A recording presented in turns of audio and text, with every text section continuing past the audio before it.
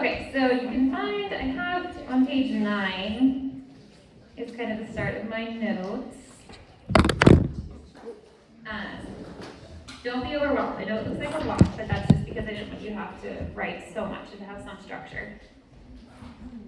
And if I'm going too fast, I have a tendency to speak quickly if I'm a little bit nervous, so somebody just give me a signal that I'm speaking too fast because I really want to come across clear. So if I'm not, please tell me.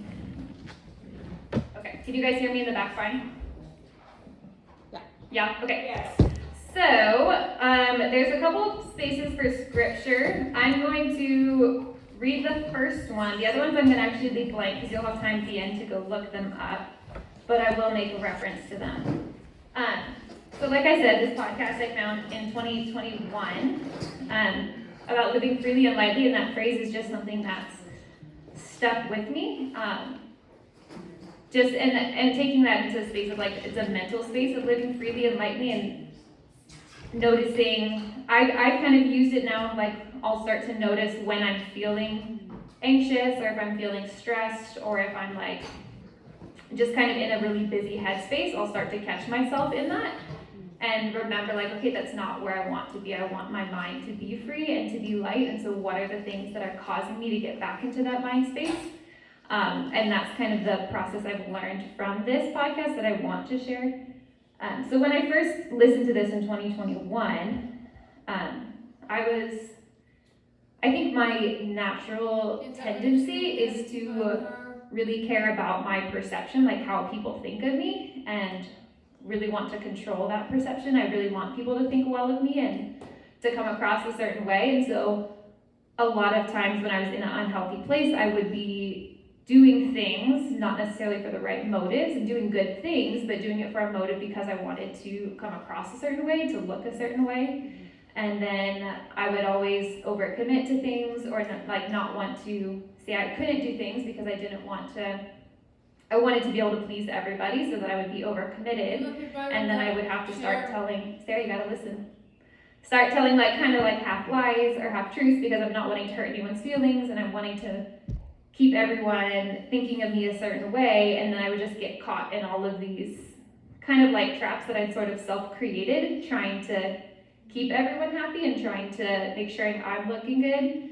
And then I would do a lot of things motivated out of guilt, just not necessarily because I really wanted to do things, but I felt like I should do things or I should do certain things for people.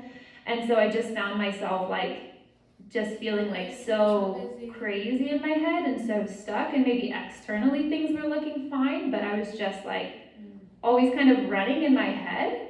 And so when I listened to this podcast, it just kind of made me think of like, oh, that is not, like I want to live freely and lightly. I want my mind to be a space of peace and of rest.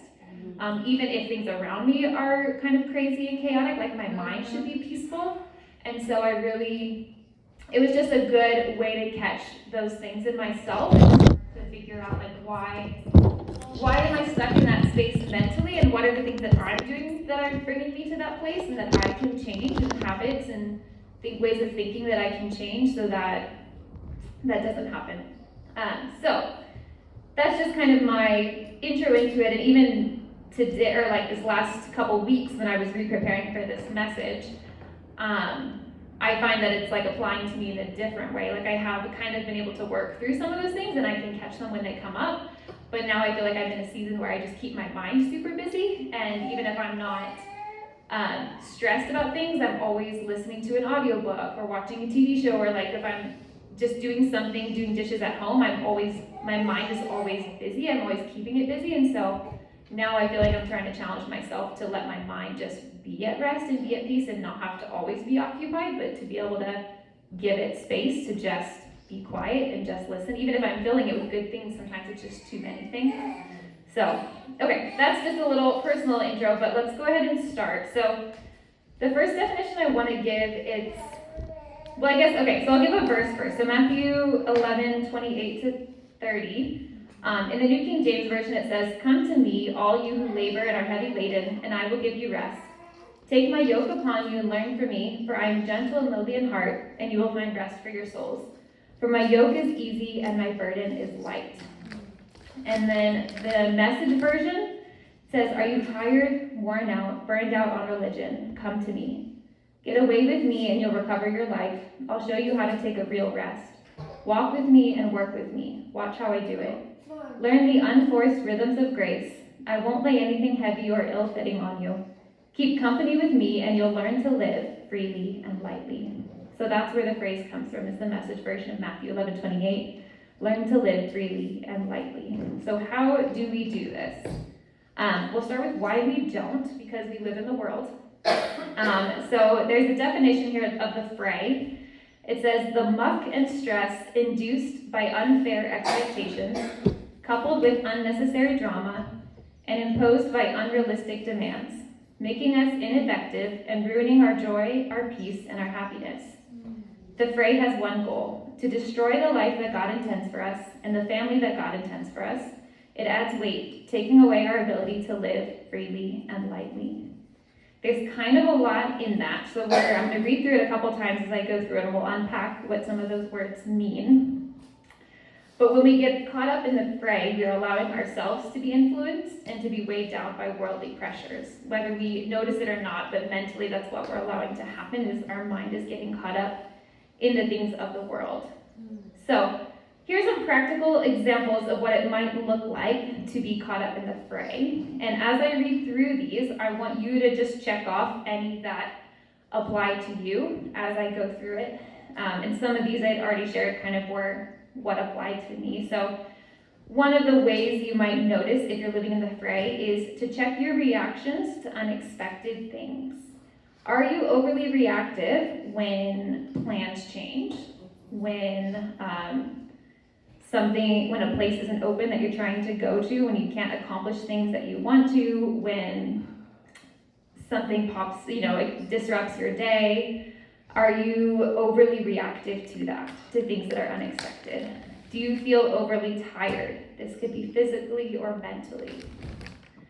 Do you find that you are angry, bitter, or cynical? Are you continuing unhealthy habits that you don't want to?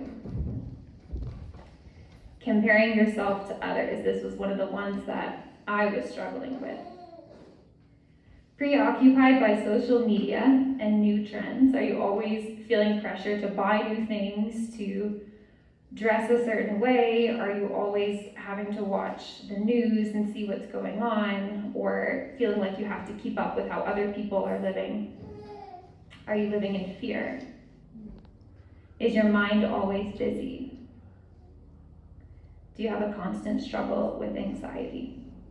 So this is just personal for you. I want you to check off those things, because these were ways that I was able to start to catch myself when I was getting back into that fray mindset, is because I knew those things to look out for in myself.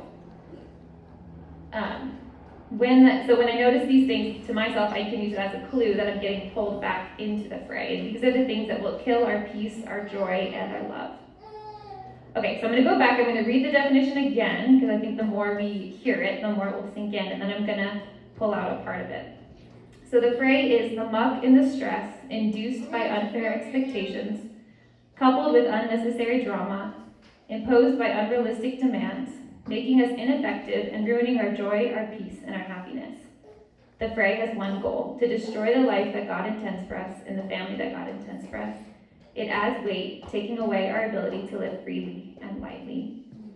So I'm going to pull out the part unfair expectations from that definition. So what do we expect from ourselves that is unfair? And I'm going to break it down into two parts: unfair expectations of ourselves, and then unfair expectations we can place on other people. One of the unfair, and as I go again, I'll try to go sort of slow so you can take notes. Anything that you feel is applying to you, I want you to just write it down. Even if you don't write down too much, just jot it down so that later on you can go back to it. So what are some of the unfair expectations we place on ourselves? One of them is chasing after perfection. Do we hold ourselves to a standard that is unattainable? Do we find that we're constantly living in self-condemnation and guilt? Do we feel like we have certain things that we expect ourselves to have accomplished by now that we're not, and we're not letting ourselves let go of that. So those are just some of the areas that we can place on ourselves. Do we compare ourselves with others? And this can kind of happen in two ways. Some people compare themselves with others by looking down on other people. Give it ring. For my water. It's a black cup. Oh, it's right there. Would you grab some for anything? So that could be looking down on other people, kind of elevating ourselves and trying to make ourselves feel better about who we are by looking down on other people. I like to watch the show The Bachelor and The Bachelorette sometimes, and I think a reason a lot of people do like to watch reality shows is because it can make ourselves feel better about ourselves, because we're like, well, at least we're not living like that, or not quite as crazy as that. Like, that's their drama, but it's not mine.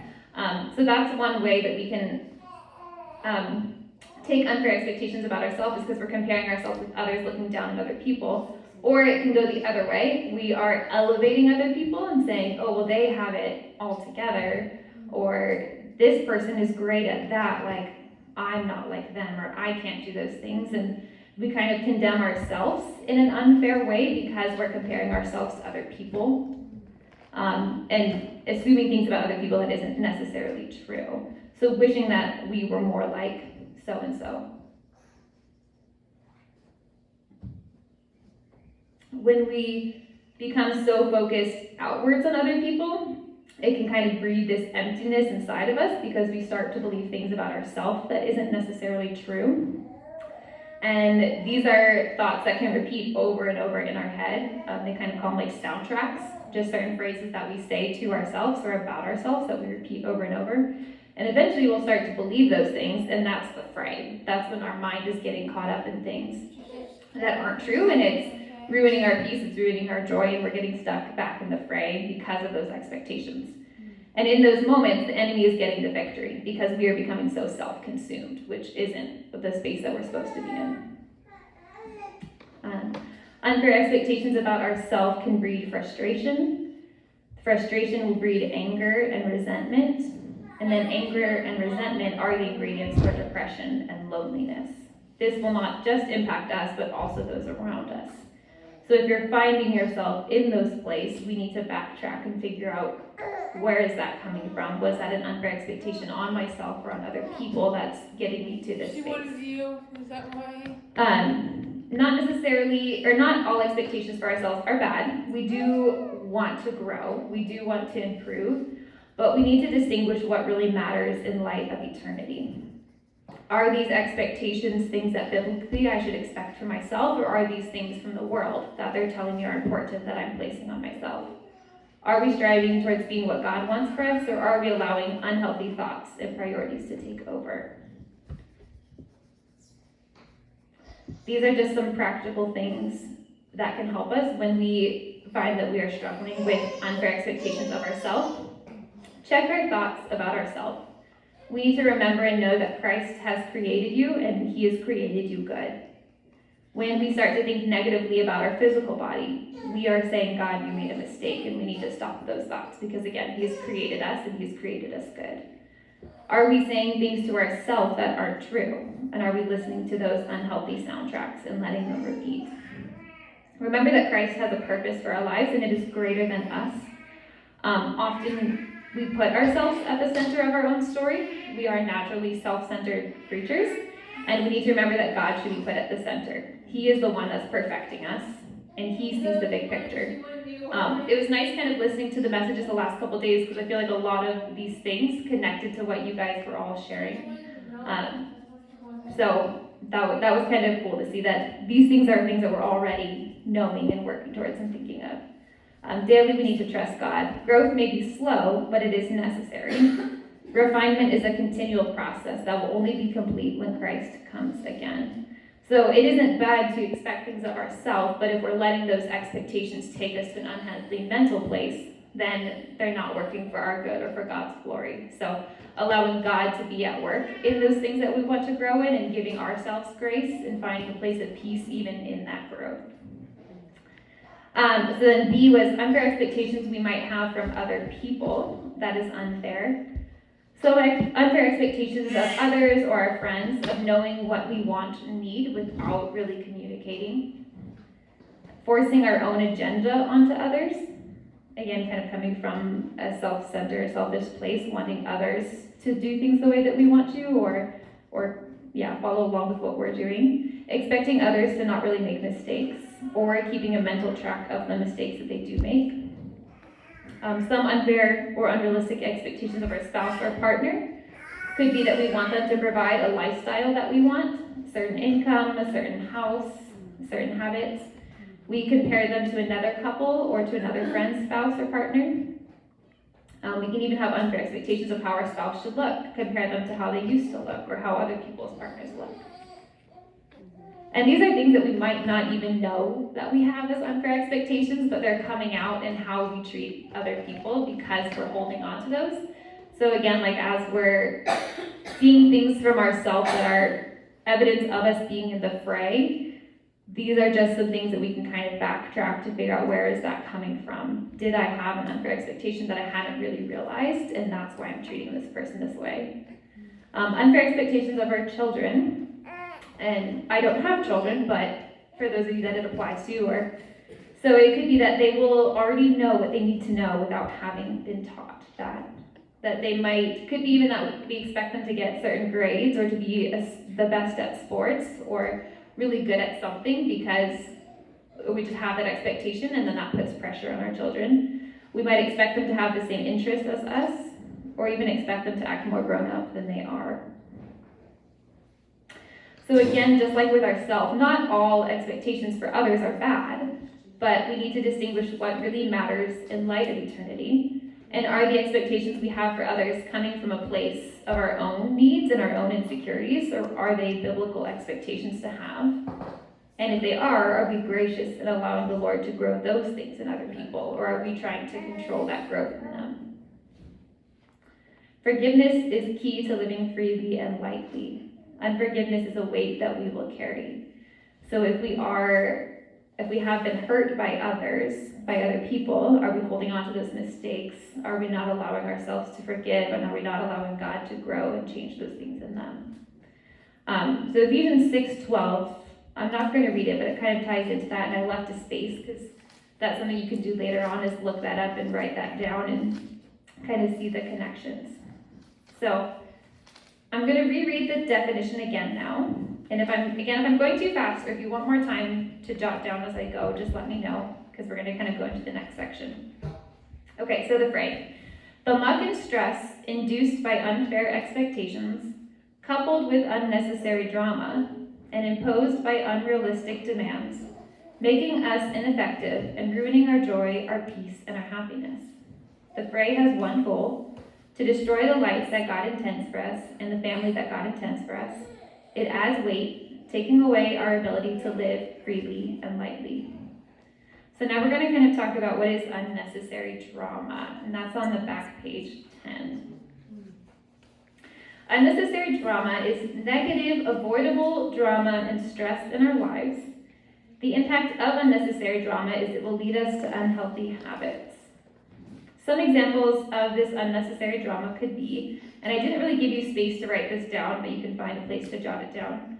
It could be we're overly busy. That can cause unnecessary drama for ourselves. Overstuffed schedules. There's no downtime or time to just chill or play or rest. And this could be for our own selves. It could be for our families.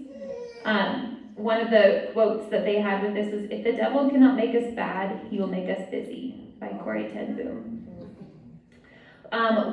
Some unnecessary drama could be family problems that are happening, toxic friendships. Media can cause a lot of unnecessary drama, and not getting enough sleep can also cause unnecessary drama. So what have we invited into our homes and into our lives that we don't need to? So unlike with unfair expectations, that is sometimes a lot of mental things, whereas unnecessary drama, what are some physical things even that we are allowing into our lifestyle, into our habits, or even into our home that is causing drama in our lives that we don't need to? And how will this affect us spiritually?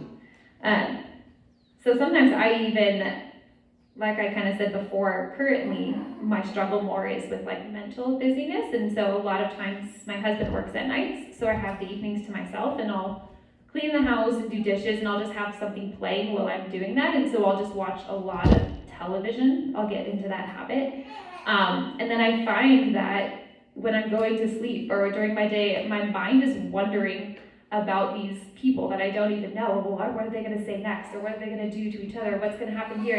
And I'm like thinking about this show more than about my own life or about the people in my life, and I'm like in this mental space, and so I have to stop myself and think, why would I want that to be what my mind is thinking about or focusing on? But I've chosen that. I chose to use my time to watch those shows. Or I know people that watch a lot of the news, and then they're always anxious and they're always stressed about what's happening and what's going on, or they're always like irritated because of all the things they disagree with. And so that's the attitude they're carrying, but they chose that. They chose to watch all of that news and to get to that space mentally. So what are the things that we're doing that we're inviting into ourselves and into our home that we don't need to? And maybe that's even people. And we are called to love people, but are we choosing to invite people into our home? Are we choosing to spend time with people that is taking away the peace and the joy of our home, or even the peace and the joy of ourselves? And if so, we might need to bring that to the Lord and ask him how to handle that relationship. Do we still need to continue that relationship, or does it need to look differently how we do that? Because we are the protectors of our home, and we are the creators of our home, so we need to kind of take control over what are we allowing into our home, and are we protecting that space? How can this drama affect us spiritually? It will rob our joy and our peace because we're allowing the drama and the stress to consume us, even if we don't realize it. It will be in our thoughts. Like I said, it was starting to control my thoughts, and my thoughts weren't on the things that they should be on. We can even get stuck dwelling over conversations. If we are bringing in unnecessary drama with people, we can get so caught up in like overthinking, well, what someone said to us, and then we're just stuck on what that person has said to us, or we're thinking about the next conversation we're going to have and role-playing that conversation with that person and how we're going to navigate it, and our mind is now consumed with thoughts of that person and those conversations, and that's taking away our joy and our peace. It can taint our testimony as believers because it changes our countenance. When we are robbed by our joy and peace, when we're in a place of stress, we are not effective for Christ, and we're not good representatives of Christ. So it can even taint our testimony. And it will lead us away from Jesus and into unhealthy habits and relationships. It will cause mental stress. Our mind will never be at peace, so we're going to be distracted and we're going to withdraw. And a lot of times, to cope with that, we breed unhealthy habits. So because sometimes if I'm feeling so stressed, I just don't want to think about the stress, so then I watch TV because it distracts me and it occupies me instead of having to think about my stress, but then all I'm doing is just delaying the stress and just making myself busier. So are we allowing that stress to lead us into unhealthy habits that's only making the problem bigger? All right, what are some things we can do to remove unnecessary drama? We need to be intentional. We need to be intentional with our time. So think about, what do you spend your time doing, and who do you spend your time with? Are we intentional with who we choose as our friends, with who we choose to bring into our home, with who we choose to spend time with? Are we intentional with how we use our time? When we have free time, how do we use it? We need to be intentional with our spouse. If you have a partner or spouse, make sure you have regular check-ins with them to make sure you see how are they doing, what's going on with their life. Check to see if there's stress in their life that you weren't aware of. Just make sure that you guys are in communication throughout the day and keeping tabs on each other and looking out for each other. When you see stress building up in their lives, are you helpful towards that? Are you communicating to them when you're getting to a place of stress? Be intentional with your kids. I say we as parents, I'm not a parent yet, but hopefully I'll be a parent. As a parent, your job is to help your kids navigate what's causing them unnecessary stress. We need to teach our children how to avoid unnecessary drama and to catch them when we find them in a place of stress and help them navigate that. Are we intentional with our friends? Don't own your friends' drama. I put that in bold. So don't let other people's choices and other people's stress and situations rob your joy and your peace. And if that's happening, we need to bring that to the Lord and again, figure out how can we give that friendship to them. Not to abandon that person, but if that is ruining our joy and peace, then that's becoming an unnecessary drama for us. So don't let their drama and their situations take over you. Because that's only going to then play out into affecting our families and our friendships. Be intentional with your relationship with Jesus. When he is the focus, it will leave little room for negative drama to take over. And be intentional with prayer. Be filled with prayer and keep your spiritual radar on high alert. So, yes. I have to go back. Which one? A little fast. It was with your friends. Don't own their drama. And you asked, how do we? Yeah, don't own your friends' drama. So if you find that because their drama is things that they've chosen and that they've allowed into their lives. So how can you, and I think this is something you need to take to the Lord and pray about, if you find that you are being consumed by someone else's drama, if they're coming to you as like their person, because we're kind and we listen, and it's affecting us, then we need to ask the Lord how to navigate that relationship. And maybe that's not a friendship that is right for us in this season, or maybe we need to put boundaries on that friendship, or maybe we need to learn how to not just carry those things with us. But if that person is bringing drama into our house, then okay, it can rob us of our joy by their drama. If that's happening, then we need to change that. And so, pray about those things. Be filled with prayer. Keep your spiritual radar on high alert to notice those things and bring them to the Lord and ask for his wisdom.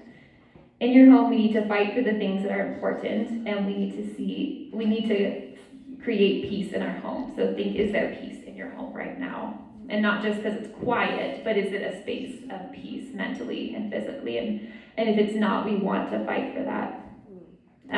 Okay, I wrote down Matthew 11, 28, 30 there, but that was the one I already had on the first page. So cross that out. It's supposed to be Matthew 6, 25. So you can look that one up later. Matthew 6, 25. Okay, I'm going to reread the definition again now. And then the last section is stress. So the fray is the muck and stress that is induced by unfair expectations, is coupled with unnecessary drama, and posed by unrealistic demands, and makes us ineffective and ruins our joy, our peace, and our happiness. The fray has one goal: to destroy the life that God intends for us and the family that God intends for us. It adds weight, taking away our ability to live freely and lightly.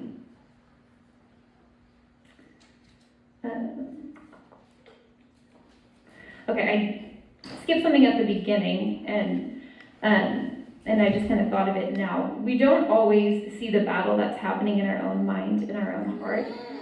Too many believers are exhausted, and they don't have the joy of the Lord or the fruit of the Spirit. They've been sucked into the trap of the world, trying to keep up with everyone around us. So that's kind of, again, sort of like an overall why I wanted to give this message today, and felt kind of strongly called about it, because I think there are so many people that we love the Lord and we know the Lord, but we just don't have the joy of the Lord. And I've definitely had that and struggled with that in seasons. And so that's because we're getting sucked into the fray. Okay, so stress is our third section. The biblical definition of stress, and the Bible doesn't actually really have the word stress in it. A lot of times the words it might use that are related to stress are anxiety, fear, anger, despair, guilt, and troubles. So stress is the mental and emotional tension that is generated by our unbiblical responses to pressure. I'll say that again. Sarah, you gotta listen, okay? Because people are trying to listen to me, you gotta be quiet. Stress is the mental and emotional tension that is generated by our unbiblical responses to pressure. God does allow us to go through pressure. And not all stress is bad. We know that suffering produces perseverance. But sometimes we add extra stress and extra weight to our lives. And sometimes we choose to hold on to the stress in our lives, or we handle stress in a way that is detrimental to us. So these are some of the stresses that can weigh us down. And again, not all of these are bad things, but if we are not responding to them the right way or processing them the right way, then they can be detrimental. So some stresses could be physical issues or injury. Sicknesses can stress us out. Relationship issues can cause stress. Family can cause stress. Death can cause stress, death of a loved one or fear of death. School or work environments can cause stress.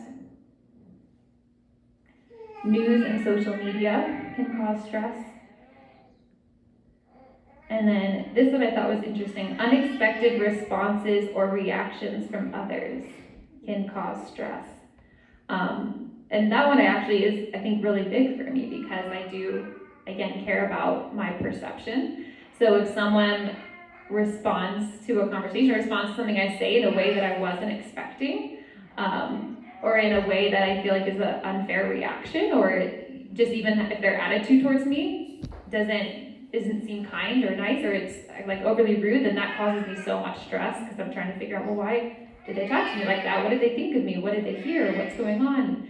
So those unexpected responses or reactions can cause us stress. So again, even good things can be things that cause stress. But there are some contributing factors that can make it harder for us to handle stress in a biblical way. So these are things that can happen in our lives, or things that we choose in our lives that can cause us to be more stressed out or to not have the tools that we need to handle stress. So one of those things could be poor health or chronic illness can make it harder for us to handle stressors in a healthy way. Bad habits are things that we often use to cover stress. So some of the extreme ones could be drinking or smoking, but even not getting enough sleep or not exercising, those are bad habits that will only cause us to feel more stressed or not to be able to handle the stresses that we have. And I think we can all identify with when you're overly tired and then you get an unexpected response, or you're overly tired and then you're busy, then that one small stress becomes so much more stressful than it was initially. Lack of organization, either in our life or in our home, that can make it harder to handle stress. Lack of a quiet time, if you don't have any space for yourself, and this could be a quiet time biblically to spend with the Lord, or even just a quiet time in your mind, just a physically quiet time in your home. If you don't have any of that, it's going to be much harder to handle stress. If we are struggling with a toxic relationship, that can make it a lot harder for us to handle stress because we're allowing that person's issues to affect us. The Lone Ranger mentality, and I think this is probably something I see that guys struggle with more than girls. We are very community oriented, but if we have that mentality of like, I just want to be on my own, I want to do my own thing, I'm just going to figure it out on my own, having that Lone Ranger mentality, that can actually breed more stress for us. And then having too many things in our life. So it could just be being too busy. And again, those are choices we make. We choose the commitments we have. We choose the commitments for our family. If we're too busy, then that can cause more stress for our home and our family. Or even if we have too much stuff. If we're having this pressure to have certain things, if our kids always want certain things, or even if our house is just too crowded physically, it can cause more stress for us. One of the quotes was, "It's easy to act like a Christian, but the true test of a believer is if they react like a Christian." It's easy to act like a Christian, but the true test of a believer is if they react like a Christian. So when we have stressful things that come up, are we reacting to those with a proper perspective of Christ and with humility and with grace? Or if we're having a reaction that's not healthy, then that should be a clue that there's stressors in our life. or things that we need to change because we are stressed and we're not handling them in a healthy way. Sorry, can you repeat that one more time? I like that. The quote, Yeah. it's easy to act like a Christian, but the true test of a believer is if they react like a Christian.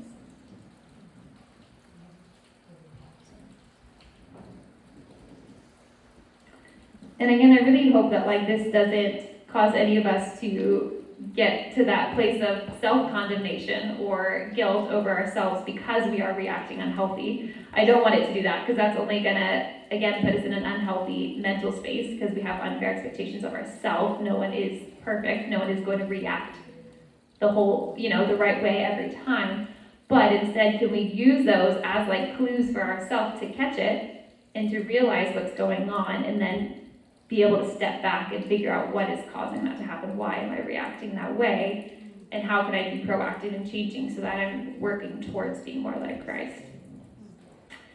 Okay, so is our mind a space of peace?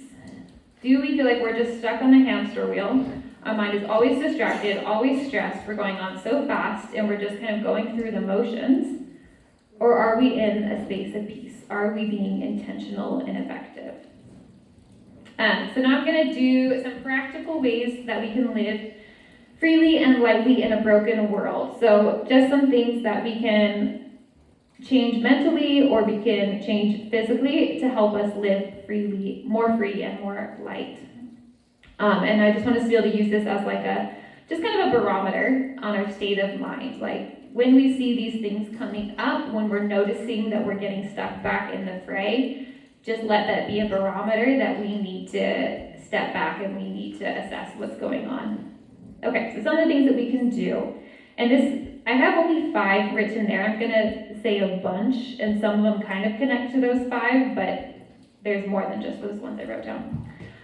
Trust that the sovereign God is in control of all the pressures in your life, and He is using them to transform you into the likeness of Christ. I think this kind of goes exactly with what Amy was saying. Let's see if we know it. God is good.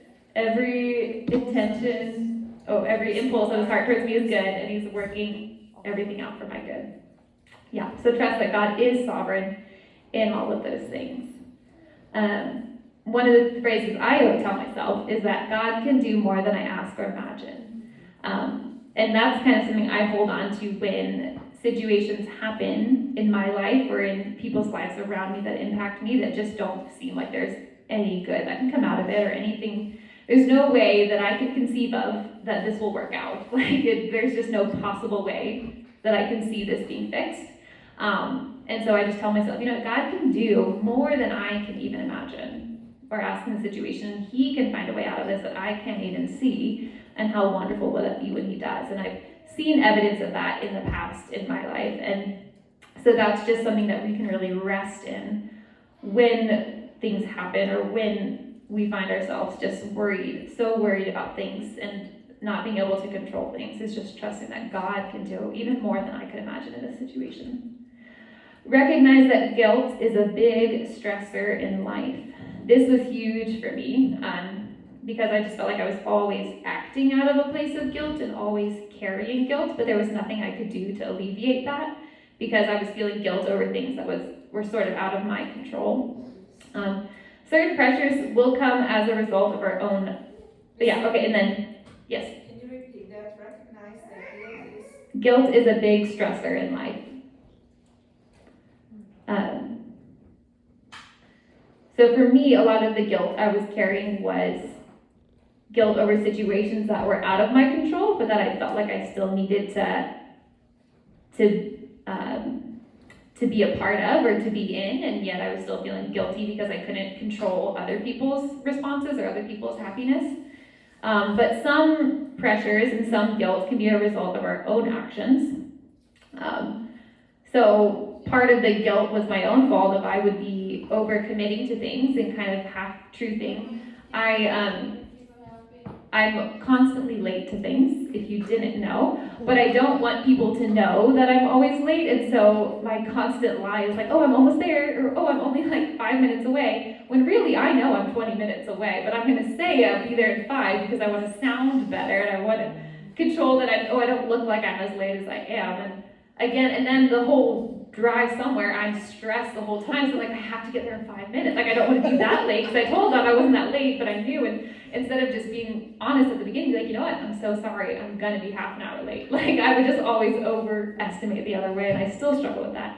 But that was causing guilt and stress in my own life, and it was my own doing because of what I said and what I committed to. And so, are there some small guilts or stresses we're carrying because of our own actions? One of the examples they had was irresponsible debt. Like, are we causing more stress in our lives because of decisions we've made financially, and now we have so much stress over it, but it was our own doing?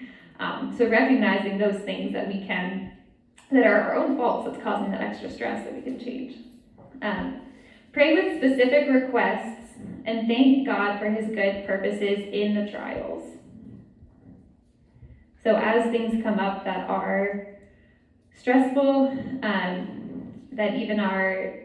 that are stressful to us or to other people around us, can we pray with those specific requests and just thank God and trust again in his sovereignty within those trials? Repent of any self-willed efforts to change circumstances that are beyond our control. Seek to return good for evil when pressure arises from the sinfulness of others. So when sometimes some stress, some pressure is not even going to be our fault. It's going to be other sin towards us. And can we still return good for evil? Can we have the right reactions and responses in those moments? Pray that God will help you to control your thinking so as not to worry or fear or be stuck in despair. Work hard to solve problems within your control today. God has given each of us enough challenges for today. So kind of that verse of, do not worry about tomorrow. Tomorrow will worry about itself. We can cause so much more added stress because we are worried about the future. And because we are focusing on the future or trying to plan or control things for the future instead of just being present in the day. And thinking, what can I control today? What can I work on today? And trusting God with tomorrow and with the future. Seek wise biblical counsel in the areas of your greatest stress. So I don't by any means want this message to come across that that we can control all of our own problems and all of our own stress by ourselves and in our own mind and with Christ. There are times when sometimes like extra depression and anxiety and things like there can be medical reasons, and there might be medication that can help with us. And I don't want to say that that's not the case. Like I do believe that. And I do believe in counseling and in therapy. And I think there are definitely stresses that can happen in our lives or that can happen to us that we might not be able to work through on our own. So in those times, we need to seek wise biblical counseling when we have areas of great stress that we're not able to figure out on our own. So taking the time to reflect if that's something that's you, and can we be humble and vulnerable to ask for help in those things if we find that we're not able to get over that stress and to let go of that stress. Seek regular accountability with others to help you respond biblically to the pressures of life. Attempt to establish healthy routines of diet, exercise, and adequate rest. When we are exhausted, we are a perfect target for the devil. And even, if we're living in a routine or in habits that aren't healthy, it's just going to open up our minds to more spaces of self-frustration and self-condemnation and just open up a door for the devil.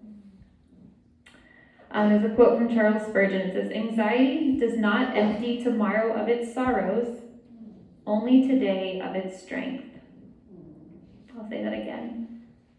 Anxiety does not empty tomorrow of its sorrows, only today of its strength. So be present in the moment. When we see that others are stressed, let's encourage them. Let's check in with them. Set aside time to organize and to plan your day and your weeks so that that's one less thing to stress about. If you need to, maybe journal. Write down the things on your mind that are causing you stress. Give grace to yourself and seek forgiveness when we get it wrong. Okay. So then just those last 5 things, and then I promise I will be done. So number 1, living above the fray, practical ways. And this kind of was a thread that came through this whole weekend and a little bit through my message was spend time reading and knowing the Word of God. Those are the truths that we want to put in our mind. Those are the thoughts that we want to think. And that will give us freedom when we are struggling with things. So one verse I want you to write down there and look up is Psalm 1 through 3. So just write down that reference, Psalm 1 through 3. 2, evaluate what keeps you in the fray. And we're gonna spend some time after this in just a minute, and I'm gonna give you guys some quiet time, and I want you to really do number 2 and evaluate what are those things that are keeping you in the fray and that are coming up in your mind and in your life. So I'm going to give you some time for reflection on that. Number 3, change our thinking and our attitude. What are the broken soundtracks that we're believing about ourselves that aren't true? Even broken soundtracks, or soundtrack just being like a phrase that we repeat over and over. What are we believing about our situations, even, or about other people and ourselves that aren't true? Do we practice a spirit of gratitude? 4, begin to change your habits. They say the definition of insanity is doing the same thing over and over and expecting different results. So if we don't want to continue living in a way that we are, in the mind space that we are, we have to actually make changes. So what are those things that we need to change? Goals are great, but habits are better. Habits will actually work you towards changing. This is a quote by James Clear. It says, every action you take is a vote for the type of person you wish to become. No single instance will transform your beliefs, but as the votes build up, so does the evidence of your new identity.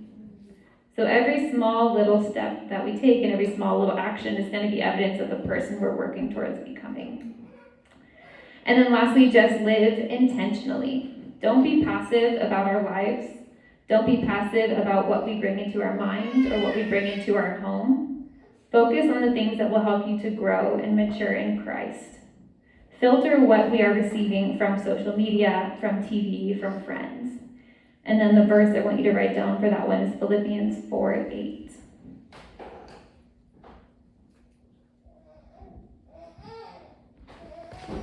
And then lastly, now is the time to make the hard changes and to do what it takes to get above the fray. Jesus says in John 10:10, I have come that you might have life to the full, and life abundantly. So that is what I want us to live into, is a full and abundant life that is completely separate from our circumstances, a life that is mentally... What was the last word, John 10:10. Mentally, that we can be in a space of freedom, of living lightly and free and joyful, again, despite whatever our circumstances are. So, there's a couple other quotes on the back, that last page, and then I'm going to just play a little bit of instrumental music, and I guess we'll just play it by ear. Maybe we'll say 10 minutes, and if that's too short or too long, we can be flexible. Yes, Wendy? Can you repeat that quote about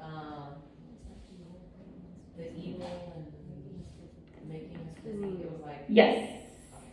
but read it slow so I can write it down. What page? Oh, you know what? It's on the back. Corey ten Boom. It's the last one on the back. On the picture, I have it there. If the devil cannot make us bad, he will make us busy. I wrote all over there. Oh, and Missy, what was the name of the people again that did the podcast? Yes. Okay, so David and Rosie White. And I actually messaged them on Instagram and told them I was going to give this message and thank them for the podcast. The podcast is from 2021. I don't think they've done any this last year or so. But then they responded back and they were so excited. And I know they have their own ministry and things that they're continuing in Florida. So their name is David and Rosie White. Their podcast is called Above the Fray. So So you can look it up. It's on Spotify, Apple Music, I think podcasts on my phone, Apple Podcasts, it's all in there. And they're all free. And I'm saying this as a married person, but I don't have any children. So if my testimony is not strong enough, they have 7 children. They both work full-time jobs. Their youngest child has Down syndrome. And they're giving this podcast from the bedroom in their home once a week about how to live freely and lightly and away from stress. And so their testimony is just such evidence of the truth of what they're sharing. Okay, so I'm just going to give you guys time. If all you want to do is just look up those verses and write that down, that's fine. If you want to go back through and just kind of reflect for yourself and really evaluate what are the things that rob you of joy, where do you not have a space of peace in your mind and why, and just kind of jot down those thoughts. And then if there's something that you want to ask me or have a question or you want to review again, I'll just stay up here and I'll have my notes and you can come up here.